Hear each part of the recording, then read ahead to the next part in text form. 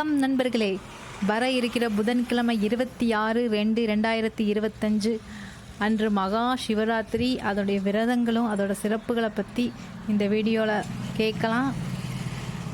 வீட்டில் இருக்கிற தெய்வத்தை சக்திக்கு 9 ராத்திரி, அது நவராத்திரி. ஆனால் சிவனுக்கோ ஒரே ஒரு ராத்திரி, அதுதான் சிவராத்திரி. மகா சிவராத்திரி என்றால் சிவனின் அருள் நிறைந்த இரவு.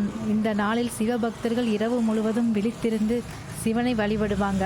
மகா சிவராத்திரி நாளில் சிவனை வழிபட்டு பார்வதி தேவியும் தேவர்களும் சிவனை வழிபட்டு வேண்டிய வரங்களை பெற்றதாக புராணங்களில் குறிப்பிட்டிருக்காங்க.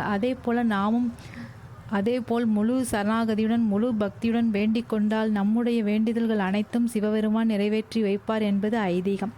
இந்த 2025ஆம் ஆண்டு மகா சிவராத்திரி பிப்ரவரி 26 புதன்கிழமை அன்று வருது.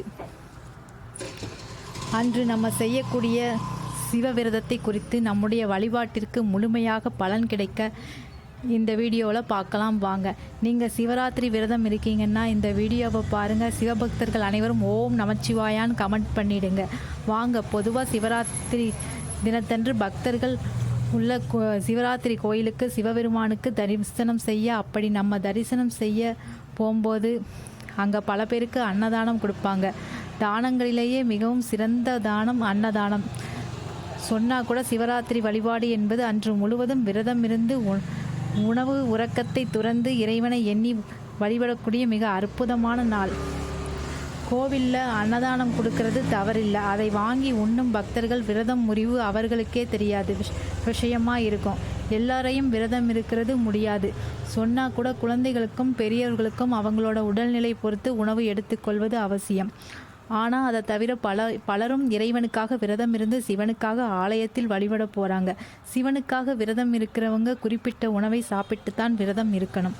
பழங்கள் பால் இருக்கும் உணவு மட்டும் சாப்பிட்டு விரதத்தை நிறைவு செய்யணும் சொல்லியிருக்காங்க. இதை சாப்பிடாம இறைச்சி மது மற்றும் பிற பொருட்களை கொண்டு விரதத்தை துறந்தால் சிவபெருமானின் அருள் முற்றிலும் கிடைக்காது. இந்து மதத்தின் முக்கியமான அம்சமே தூய்மை. ஒவ்வொரு மகா சிவராத்திரி அன்றும் ஒவ்வொரு வீட்டிலுமே தூய்மை கடைபிடிக்கப்படும்.